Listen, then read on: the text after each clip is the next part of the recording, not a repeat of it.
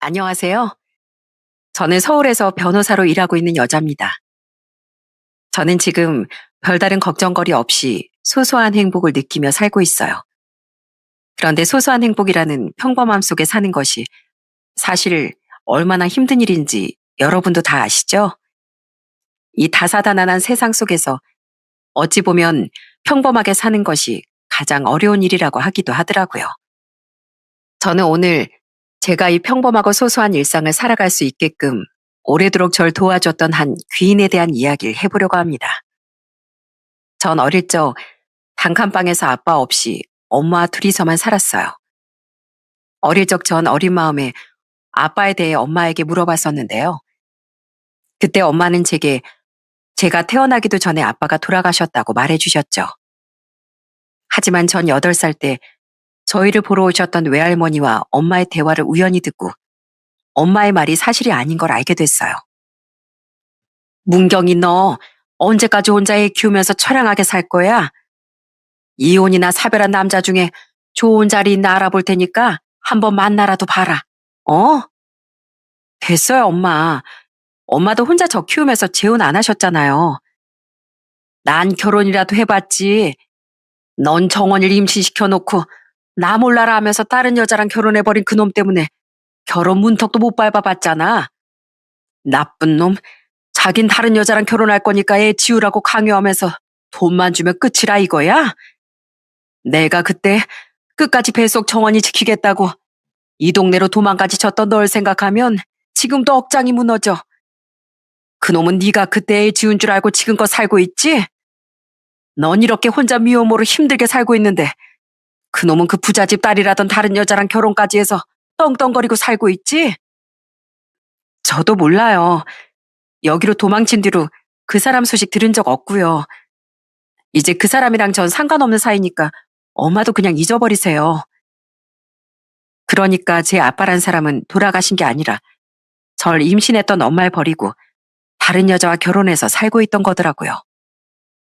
어린 마음에도 그 이야기가 어찌나 충격적이었던지 그날 전 이불을 뒤집어 쓰고 숨죽여 많이 울었었습니다. 그 뒤에 엄마에게 아빠 이야기를 다시 물어볼 수도 있었지만 저는 그러지 못했어요. 비록 어린 나이였지만 제가 아빠에 대해 다시 물어보면 엄마가 너무 속상해 하실 것 같은 느낌을 받았거든요. 그리고 엄만 그날로부터 고작 몇 달 뒤 일하던 식당에서 퇴근하다 그만 세상을 떠나셨습니다. 화물 트럭과 승용차에 끔찍한 충돌 사고가 있던 현장에서 충격 때문에 속도를 주체하지 못하고 인도까지 미끄러졌던 화물 트럭을 피하지 못하셨던 거죠. 그렇게 전 8살 때부터 외할머니 집에서 함께 살게 됐어요. 에휴, 큰일이네. 이번 달 생활비가 이것밖에 안 남았잖아.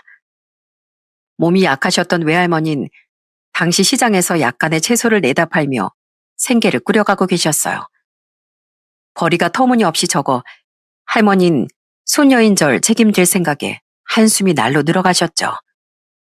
할머니는 제가 듣고 있는 걸 모르셨겠지만 자다 깨서 할머니의 한숨 소리를 들은 게 한두 번이 아니었습니다. 전 제가 할머니에게 엄청난 짐이 된 것 같아 눈물을 꾹 참곤 했죠. 그런데 엄마가 돌아가시고 몇 달 안 지났던 어느 날, 웬 아저씨 한 분이 저희 집에 찾아오셨더군요. 그리고 그 아저씨는 할머니에게 웬 흰 봉투를 하나 건네셨어요. 그 봉투를 열어본 할머니는 입이 떡 벌어지며 말씀하셨습니다. 이건 돈이잖아요. 이걸 대체 왜 주세요? 누구십니까? 그 돈은 제가 드리는 게 아니라요. 전 그냥 심부름만 온 사람입니다. 그 돈 전달을 제게 맡긴 사람이 정원이를 후원해주고 싶어 하고 있어요. 오늘뿐 아니라 앞으로도 이렇게 제가 찾아뵙고 후원금을 전달해드릴 예정입니다. 예? 아니, 이만한 돈을 계속 우릴 준다고요? 대체 그 후원자란 사람이 누군데요? 난 이런 정체 모를도 못 봤습니다. 누군가 찾아와서 절 후원해주고 싶다는데 누가 뭔지도 모를 돈을 덥석 받겠습니까? 힘든 형편이었던지라 분명 욕심이 나셨겠지만 할머니는 두 눈 질끈 감고 그 돈 봉투를 돌려주려고 하셨어요. 하지만 그 아저씨는 다시 그 봉투를 할머니에게 밀어놓으며 말하셨죠. 사정이 있어 그분이 자신의 정체를 밝히긴 어려워하셨습니다. 그래도 이것만은 말씀드릴 수 있어요. 그분은 절대 수상하거나 이상한 분이 아니고요. 정원이의 모친인 정문경 씨에게 전에 많은 마음의 빚을 졌던 사람입니다. 뒤늦게 정문경 씨가 세상을 떠나신 걸 알고 이렇게나마 갚지 못했던 빚을 자식인 정원이에게 갚고 싶다고 하셨어요. 우리 딸한테 빚을요? 네, 할머니, 지금 채소 내다 팔면서 힘들게 정원이를 키우고 계신다고 들었어요. 정원이 아직 어린데 적어도 또래 애들만큼은 먹고 싶은 것도 먹게 하고 공부도 시켜줘야 할 거 아닙니까? 저도 후원을 원하는 분도 절대 이상한 사람들 아니니까 믿고 받아주세요. 그리고 자, 정원아, 이건 후원자님이 너한테 주라고 한 편지야. 나중에 읽어보렴. 끝까지 후원자님의 정체를 알아내지 못했지만 할머니는 결국 아저씨에게 후원금을 받으셨습니다. 반신반의하셨겠지만 정말 절 키우기에 형편이 너무 좋지 않은 상황이었으니까요. 그때 후원자님이 제게 보내셨다던 편지엔 이런 짧은 내용이 적혀 있었어요. 안녕 정원아. 난 멀리서나마 널 돕고 싶어하는 아무개란다. 내가 바라는 거 딱 하나뿐이야. 네가 부족하지 않게 잘 먹고 잘 자라서 네가 하고 싶은 일 마음껏 할 수 있는 잘 자란 어른이 되는 것 말이야. 멀리서나마 항상 네 행복을 빌어주마. 이름도 나이도 성별도 알 수 없던 그 후원자님이 대체 어떤 분일지 너무 궁금했습니다. 그리고 이후 후원자님은 정말 그 아저씨를 통해 주기적으로 제게 후원을 해주셨어요. 저는 그 후원자님 덕에 고기 반찬도 자주 먹을 수 있었고 할머니가 어디서 얻어오신 옷이 아니라 새 옷과 새 신발도 신을 수 있었죠. 또 어느 겨울엔 아저씨는 후원자님의 후원금과 함께 할머니와 제 새 잠바도 가져다 주셨어요. 아유, 뭘 이런 걸 다 그냥 제가 사도 되는데. 백화점에서 파는 좋은 브랜드 점퍼래요. 후원자분께서 백화점에 갔다가 정원이 생각이 나서 사셨대요. 혼자 정원이 키우면서 힘들게 사시는 할머니 옷도 그때 같이 사셨다네요. 그리고 이건 별거 아닌데 할머님이랑 정원이 양말도 몇 켤레 사서 보내셨어요. 겨울이니까 두꺼운 게 좋지 않겠냐고요. 너무 고마운 분 아닙니까? 처음엔 반신반의하며 후원금을 받았던 할머니도 언제부턴간 그저 감사한 마음을 아저씨께 표하곤 했어요.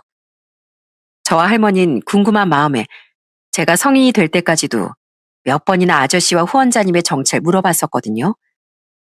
하지만 아저씨는 여전히 후원자님이 어떤 사람인지 말해주기 곤란해했고 자신 또한 후원자님이 바쁘셔서 도와주는 사람이라고만 설명해줄 뿐이었죠. 그나마 제가 10살 때쯤 알게 된 건 후원자님이 남자라는 사실 하나였죠.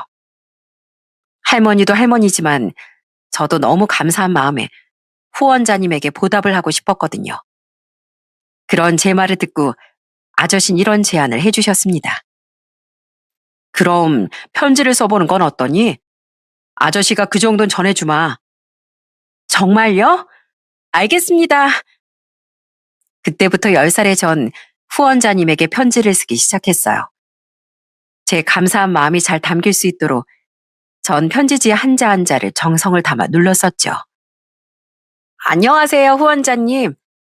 저번에 보내주신 새 책가방 너무 감사했습니다. 학교에 메고 가니까 친구들이 저 엄청 부러워했어요. 저희 반에서 제 가방이 제일 멋진 것 같아요. 저도 나중에 훌륭한 사람 되면 꼭 후원자님께 이런 멋진 선물을 해드리고 싶어요. 그렇게 처음 편지를 써서 아저씨께 전해드리니 아저씨는 다음번 저희 집에 오셨을 땐 후원자님의 답장을 가져다 주셨습니다. 제일 처음 후원자님의 편지를 받은 이후 후원자님과 처음 하는 소통이었죠. 저는 기쁜 마음으로 얼른 편지를 읽어봤어요. 가방이 마음에 드니? 다행이구나. 가방 가게 사장님께 요새 여자애들은 어떤 가방을 좋아하는지 묻고 또 물어서 고른 가방이거든. 난 아들만 둘이라 여자애들 취향을 잘 모른단다. 부디 그 가방에 공책과 필기구뿐만 아니라 미래에 대한 네 꿈도 소중히 담고 다니길 바란다. 어린아이에게 꿈이란 아주 소중한 거니까 말이야. 안녕하세요, 후원자님. 후원자님 편지를 받고 제 꿈에 대해서 생각해 봤는데요. 저는 후원자님처럼 다른 사람을 돕는 멋진 사람이 되고 싶어요. 저랑 할머니가 후원자님 덕분에 잘 지낼 수 있게 된 것처럼 저도 후원자님 같은 훌륭한 사람이 되는 걸 꿈으로 삼기로 했어요. 은인과의 교류가 주는 기쁨은 어린 제게 이루 말할 수 없을 정도로 컸습니다. 제겐 외할머니가 있었지만 부모님은 안 계셨잖아요. 그때 제게 후원자님은 누군지는 몰라도 제가 기대고 의지할 수 있는 든든한 존재였으니 그렇게 답장을 받는 것만으로도 큰 힘이 됐던 것 같아요. 전 다음번에 얼른 아저씨를 통해 답장을 보냈고 이후 전 후원자님과 꾸준히 편지를 주고받았습니다. 전 후원자님에게 받은 편지를 한 통도 빼놓지 않고 모두 차곡차곡 모아놓았죠. 제가 변호사가 된 것도 후원자님의 조언 덕분이었어요. 정원아, 예전에 넌 남을 도울 수 있는 사람이 되고 싶다고 했지? 내가 살아보니까 남을 도울 수 있으려면 나부터 잘 돼야 하는 법이더라고. 너도 성공하고 남도 도울 수 있으려면 변호사 같은 직업은 어떠니? 뭐 네가 하기 나름이겠지만 변호사가 되면 분명 네가 원하는 대로 도움이 필요한 사람들을 많이 도울 수 있을 거다. 들어보니까 너 공부도 잘한다며? 네가 꿈을 이룰 수 있도록 내가 학원비든 뭐든 다 도와주마. 중학생 때 이런 편지를 후원자님에게 받았었거든요. 그리고 후원자님은 정말 제가 고등학교에 다닐 때까지 학원 수강료며 문제집 비용이며 모든 것을 다 후원해 주셨습니다. 그런 후원자님 덕에 공부에만 집중할 수 있었던 전 우리나라에서 알아주는 대학에도 진학할 수 있었죠. 전 초등학교를 졸업하고 중학교에 입학할 때, 중학교를 졸업하고 고등학교에 입학할 때, 또 고등학교를 졸업하고 대학에 입학할 때도 후원자님에게 꼬박꼬박 감사 인사를 드렸어요. 후원자님, 안녕하세요. 이번 제 고등학교 졸업식 때 아저씨 통해서 보내주신 꽃다발 정말 감사히 받았습니다. 태어나서 그렇게 예쁘고 큰 꽃다발은 처음 받아봤어요. 그리고 딱 그날에 맞춰서 아저씨가 보내주신 덕분에 제 고등학교 졸업식이 덜 쓸쓸할 수 있었어요. 다른 친구들은 부모님의 형제 자매까지 다 와서 축하해주니까 저랑 할머니는 좀 쓸쓸할 줄 알았거든요. 그리고 성인이 된 거 축하한다며 보내주신 가방도 너무 감사했습니다. 이거 무지 비싼 거던데 돌려드리려고 해도 아저씨가 받지 않으셔서 집에 잘 보관해두고 있어요. 아까워서요. 나도 네가 귀엽고 보내준 넥타이 잘 받았단다. 내가 남자라는 것만 알고 나머진 아는 것이 없어서 선물 고르는데 애먹었다고 투덜댔다며? 넥타이가 얼마나 멋진지 나도 아까워서 딱 한 번 매보곤 옷장에 소중히 모셔두고 있단다. 가방은 또 선물해 줄 테니 편히 가지고 다니렴. 한창 꾸미기 좋아할 여대생인데 그런 가방 한두 개는 들고 다녀야지. 다시 한번 졸업 축하하고 노력 끝에 좋은 대학 가게 된 것도 진심으로 축하한다. 물론 저도 살면서 고되고 힘든 순간들이 많았죠. 후원금을 받았다고 한들 저희 집이 넉넉한 것도 아니었고 부모님이 안 계셔서 서러웠던 순간들이나 날이 갈수록 연로해지시는 할머니를 보살피며 걱정으로 밤을 지샜던 날들도 수두룩했어요. 하지만 그래도 절 위해주고 의지할 수 있는 존재가 있다는 사실이 정말 큰 힘이 됐었습니다. 후원자님과 주고받던 숱한 편지들이 제가 꿋꿋하게 힘내서 살아갈 수 있는 원동력이 되어주었죠. 세상에, 아이 그런 고마운 사람이 대체 어딨니? 네 대학 등록금도 다 대주셨잖아. 괜찮다고 돌려보내려고 하면 더 큰 돈으로 다시 돌려보내서 거절도 못하게 하고 대체 어떤 훌륭한 양반인지. 반면 세상에 네 아빠처럼 쓰레기 같은 인간도 있는데 말이야. 네가 이 세상에 있는지도 모르는 그런 나쁜 놈보다 그 양반이 훨씬 네 부모 자격이 있는 사람이다. 그러니까 정원아, 넌 언젠간 꼭 그분께 은혜를 갚아야 한다. 할머니는 후원자님께 고마워하시며 만날 수 없는 후원자님을 대신해 아저씨께 한 번씩 식사라도 대접해주곤 하셨습니다.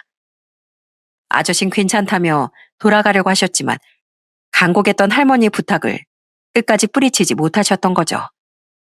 한편 할머니는 그런 후원자님과 비교하며 제 아빠란 사람을 엄청나게 욕하기도 하셨어요.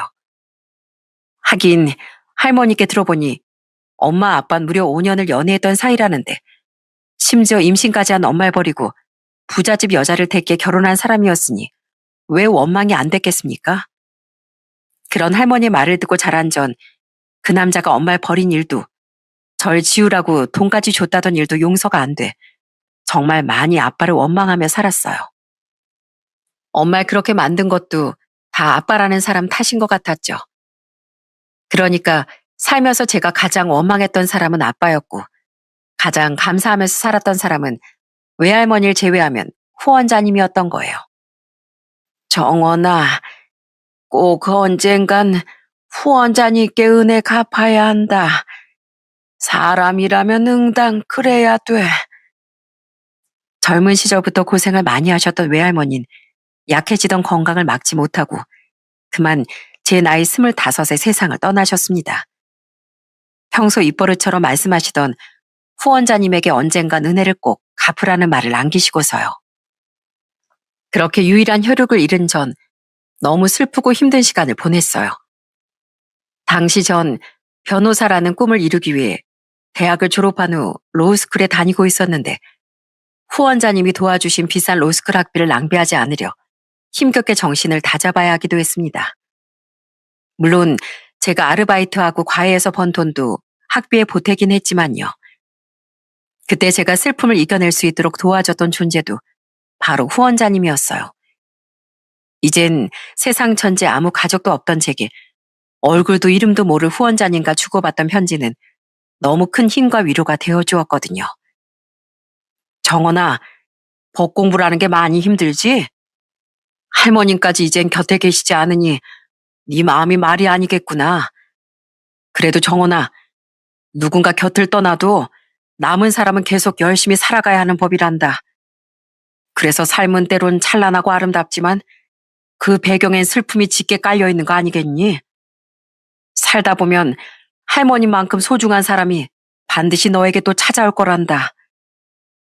그런 편지들만으로도 충분히 감사했기에 전 몇 번이나 이젠 후원금을 돌려드리려고 했었습니다.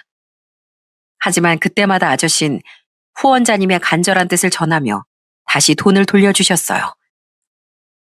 그분은 네가 그 돈을 돌려주시면 너무 슬퍼하실 거야. 네가 하도 이젠 도움을 받지 않겠다고 성하니까 그럼 난 네가 변호사가 되겠다는 꿈을 이룰 때까지만 돕게 해달라고 전해달라고 하시더구나.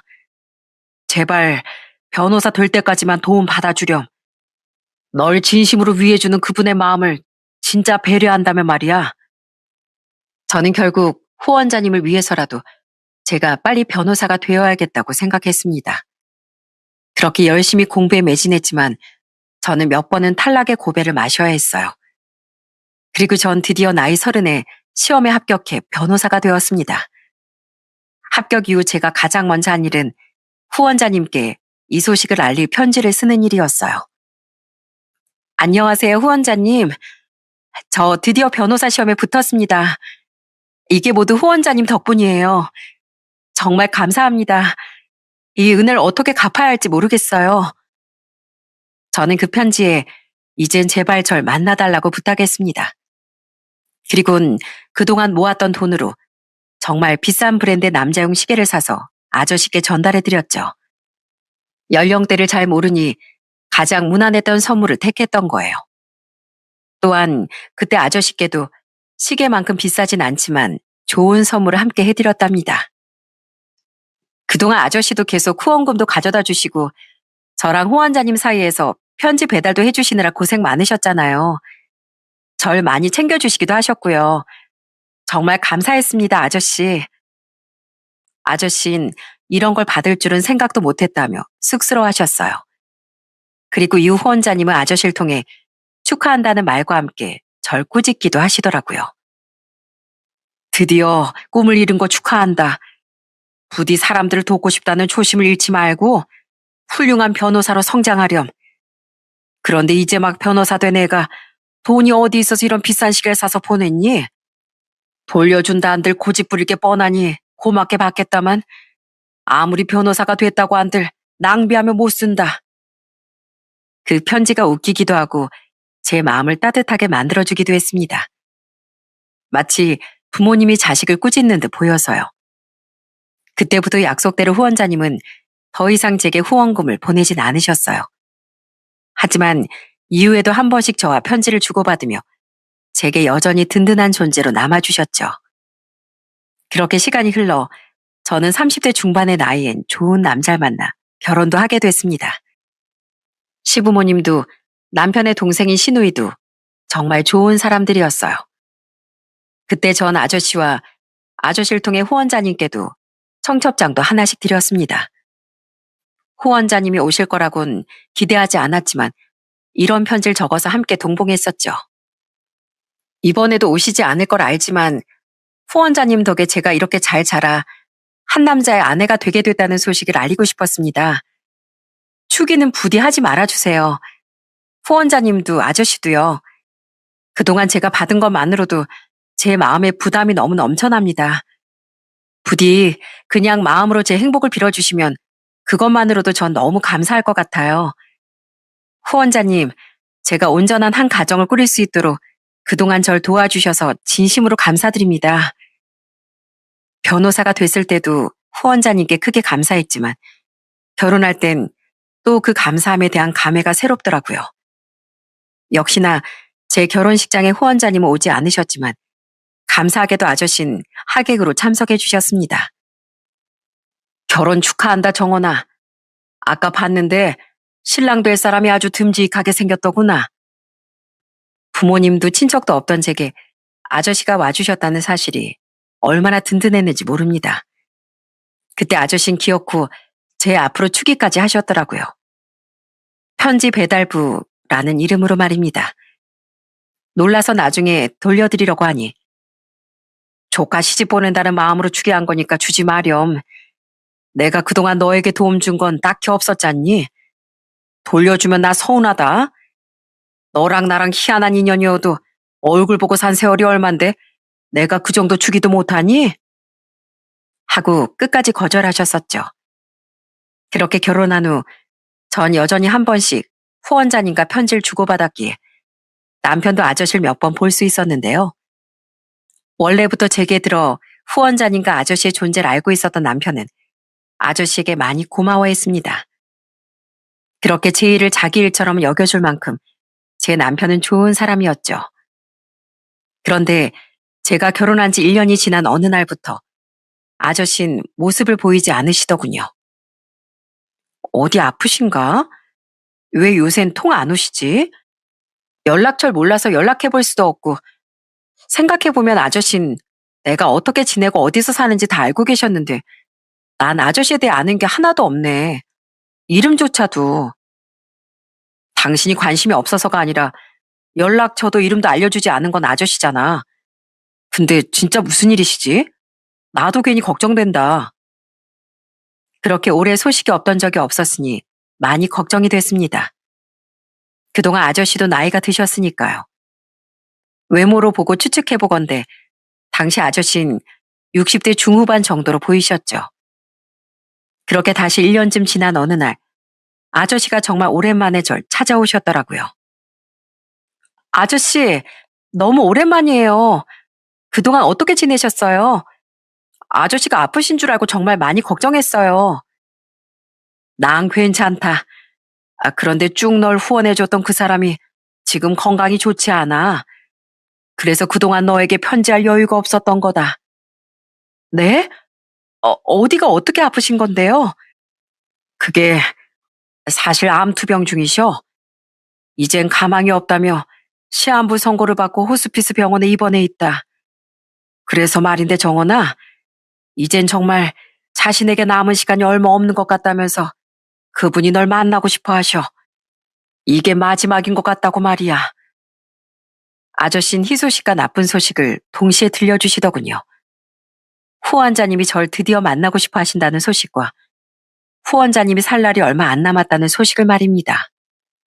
저도 옆에 있던 남편도 너무 놀라 눈시울을 붉혔습니다. 전 그날 당장 떨리는 마음으로 아저씨를 따라 후원자님을 만나러 갔어요.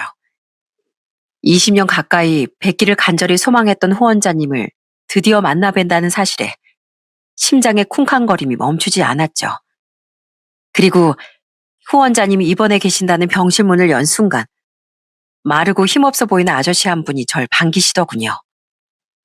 아, 정원냐, 어서 와요. 아, 아저씨가 후원자님이세요? 제가 그토록 뵙고 싶어 했던 그분이요? 예, 제가 그 사람입니다. 얼른 들어와요. 뒤엔 남편분이죠? 반갑습니다. 예전에 우리 진규가 찍어온 정원양 결혼 사진을 본 적이 있거든요. 진규요? 아, 예. 아, 이름을 모르겠군요. 그동안 계속 우리 사이를 이어준 이 사람이 바로 강진규, 내 동생입니다. 후원자님은 저보다도 더 떨리는 목소리로 절 맞아주셨습니다. 그때 처음 알았어요. 아저씨 이름도 아저씨가 후원자님의 동생이었다는 사실도요. 그런데 이상하게 환자복을 입고 힘없이 앉아있던 후원자님의 얼굴이 낯설지가 않더군요. 저와 남편은 아저씨를 따라 병실 안으로 들어갔는데 가까이 다가가서 봐도 어딘가 낯이 익더라고요. 그런 절 보며 후원자님은 여전히 떨리는 목소리로 제 얼굴을 잘 쳐다도 보지 못하고 말을 이으셨어요. 정원야, 이렇게 잘 자라줘서 내가 얼마나 고마운지 몰라요. 내가 죽기 전에 정원 양을 꼭 만나고 싶었어요. 아, 진짜, 형. 왜 계속 존댓말 하면서 말을 빙빙 돌려? 형이 진짜 누군지 정원이한테 얼른 말해줘. 못하겠으면 그냥 내가 말해줄게. 남은 시간도 얼마 없는데 시간 낭비할 거 없잖아. 정원아, 그동안 널 후원해줬던 이 사람이 바로 네 아빠야. 네? 이분이 제 아빠라고요? 저희 엄마를 버리고 떠났다던 그 사람이요? 그래, 네가 태어난 걸 뒤늦게 알고 평생 뒤에서 애만 태우며 살았던 그 바보가 바로 이 인간이라고. 우리 형, 평생 네 앞에 나타날 용기가 없다면서 널 이렇게 뒤에서 지켜보기만 했어. 근데 이렇게 널 만나고서도 자기가 아빠라는 말도 못하고 있으니까 내가 속이 안 타? 그런 후원자님의 모습이 답답했는지 아저씨가 버럭 소리치며 제게 후원자님의 정체를 말해주더군요. 그 상상도 못한 진실에 심장이 쿵 내려앉고 말았습니다. 그러니까 그동안 절 꾸준히 후원해줬던 그 은인은 제가 평생 원망하고 살았던 제 아빠라는 사람이었던 거예요. 아저씨는 제 작은 아버지였고요. 그렇게 자신의 정체가 폭로되자 후원자님, 아니 아빠 눈물을 후두둑 떨구기 시작했습니다. 미안하다, 정원아. 맞아. 내가 네 아빠란다. 네 아빠 자격도 없는 못난 인간이 바로 나였어. 제가 지금 이해가 잘 안 돼서요. 후원자님은 그러니까 아빠는 제가 태어난 것도 몰랐던 거 아니었어요? 그래서 엄마가 돌아가셨을 때도 외할머니가 돌아가셨을 때도 제 앞에 나타나지도 않았던 거잖아요. 제 존재를 알았으면 왜 제 앞에 안 나타나셨어요? 제가 겉으론 밝은 척해도 부모님 있는 애들을 부러워하면서 얼마나 외로워했는데요. 그러면서 내 아빠란 사람은 우리 엄마를 버리고 내 존재도 모르는 인간이라고 얼마나 원망하며 살았는데요. 근데 이제 와서 제대로 원망도 못하게 그동안 절 도와준 후원자님이 바로 아빠였다고 말하는 거예요? 말기 암까지 걸린 모습으로요? 미안하구나. 근데 나한테도 다 나름의 이유가 있긴 했다. 네 엄마랑 헤어지고 지금의 아내랑 결혼하고 나서 난 아들도 둘이나 낳고 살고 있었다. 그런데 문득 이런 의심이 들더구나. 설마 네 엄마가 널 그때 안 지우고 낳았던 건 아니겠지? 하고 말이야. 그래서 수소문 끝에 네 엄마를 찾아냈는데 네 엄마가 어린 네 손을 잡고 지나가는 걸 보고 기절초풍할 뻔했어. 더 알아보니 네 성이 나랑 똑같은 강씨였다는 걸 알고 좌절했었지. 난 그때서야 네 엄마가 널 지우지 않고 세상에 내놨다는 걸 알게 된 거야.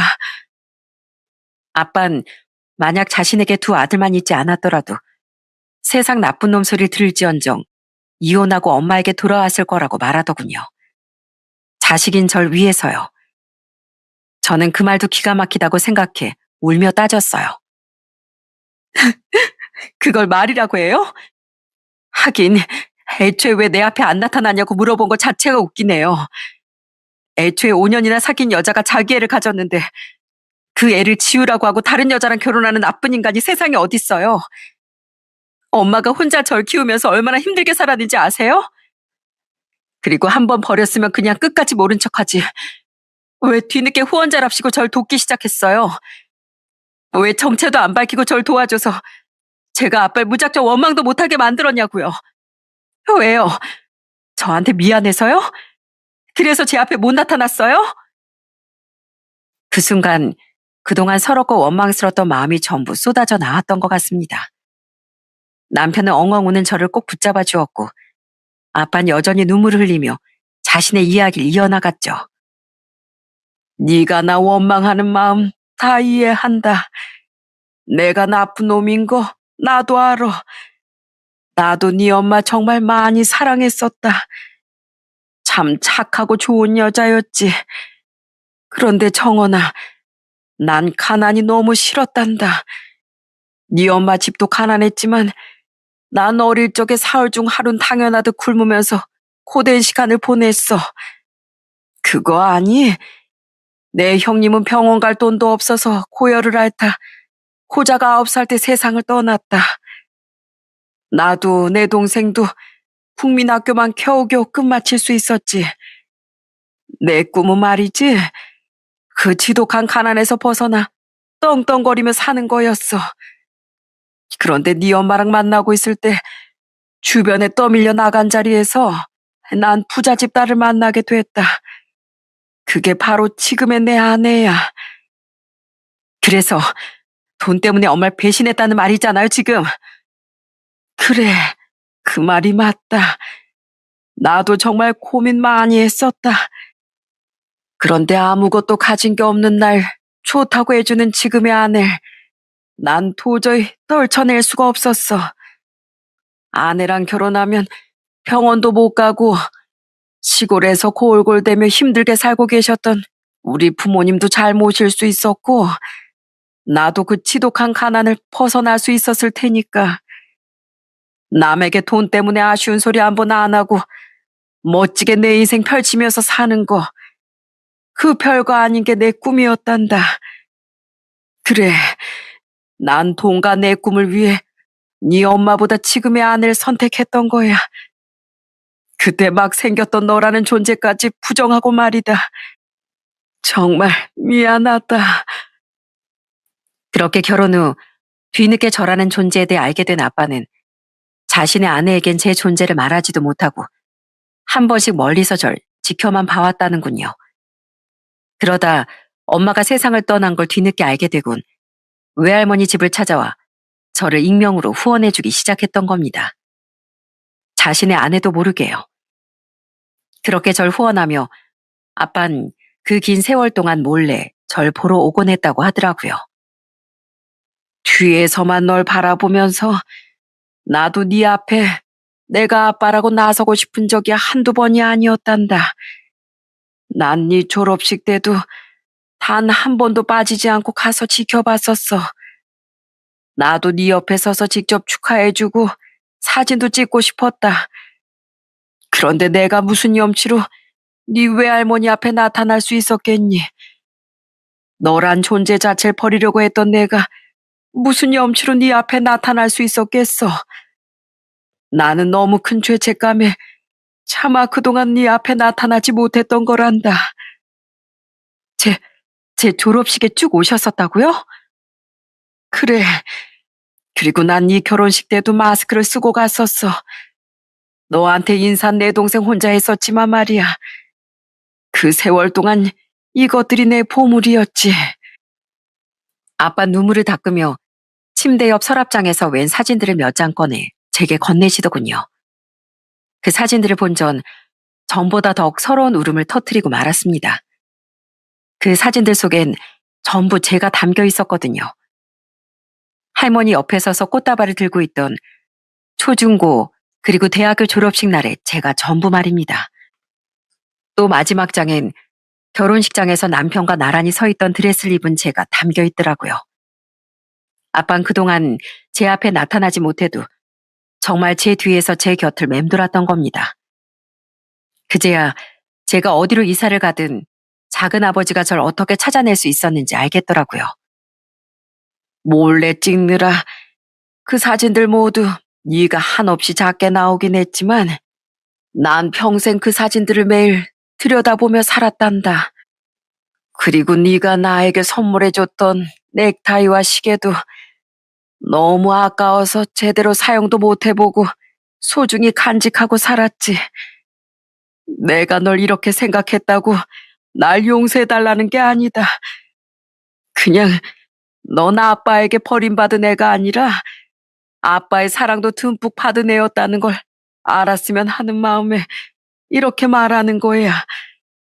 정원아, 내가 너한테 용서받지 못할 사람인 건 알지만 그래도 눈 감기 전에 마지막으로 네 앞에 아빠로서 나타나고 싶었다. 정원아, 물론 형이 너랑 네 엄마에게 잘못했다는 거 나도 잘 알아. 나도 네 엄마에게 많이 미안한 마음에 형과 네 사이에서 징검다리 역할을 여태까지 했었던 거야. 내가 형이랑 둘이 살 때 네 엄마가 와서 밥도 많이 해주고 나한테 용돈도 한 번씩 쥐어주곤 했었거든. 네 엄마 정말 좋은 사람이었다.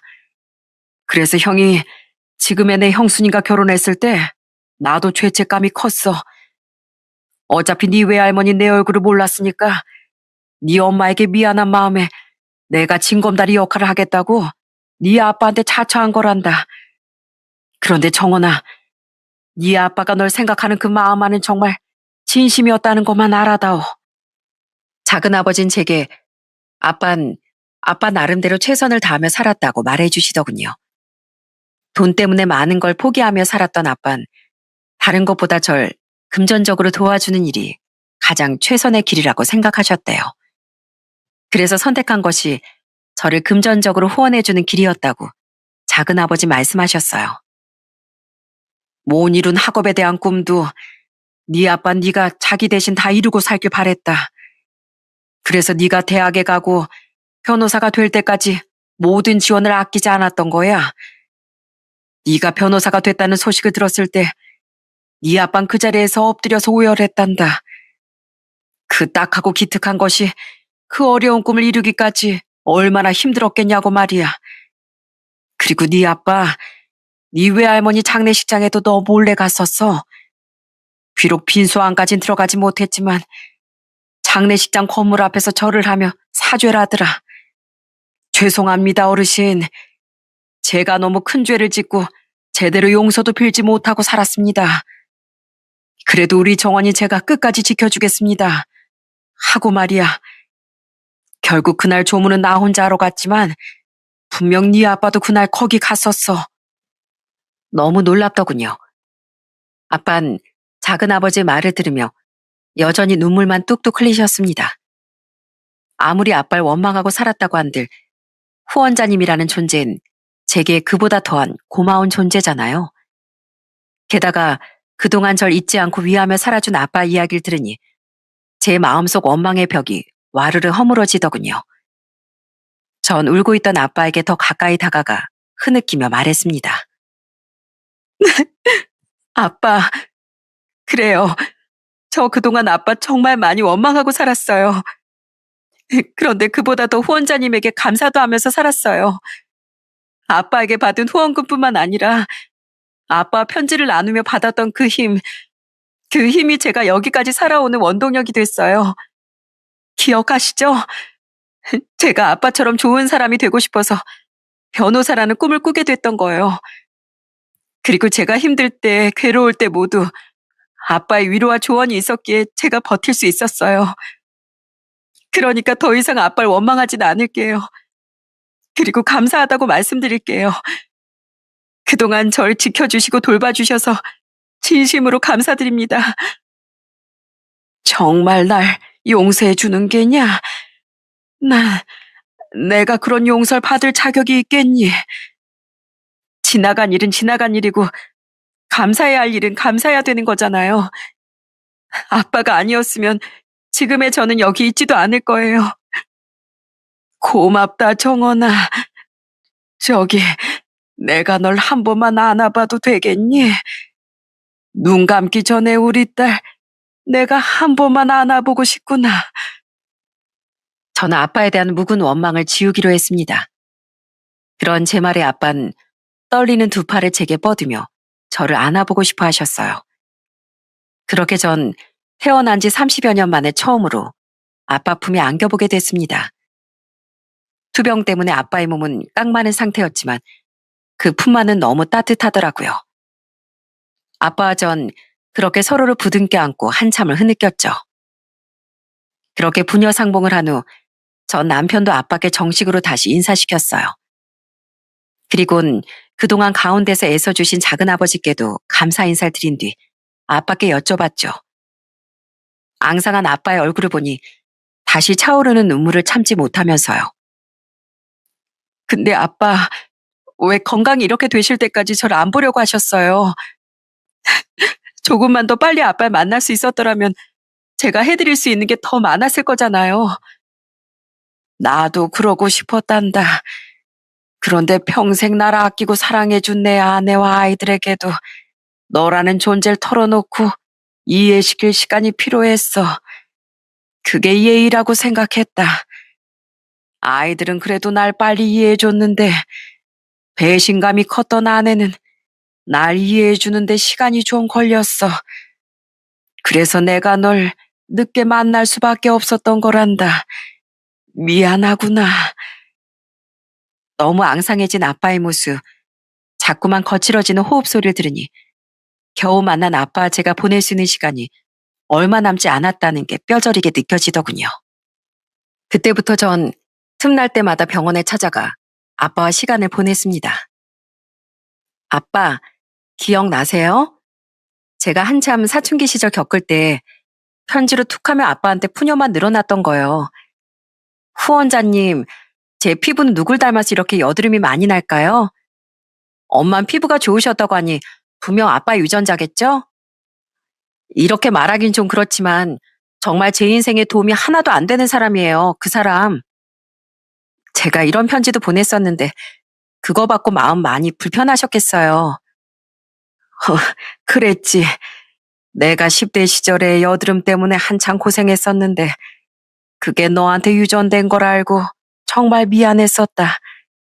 그래서 내가 대신 피부에 좋다는 로션 세트 보냈었잖니. 처음엔 좀 어색했는데요.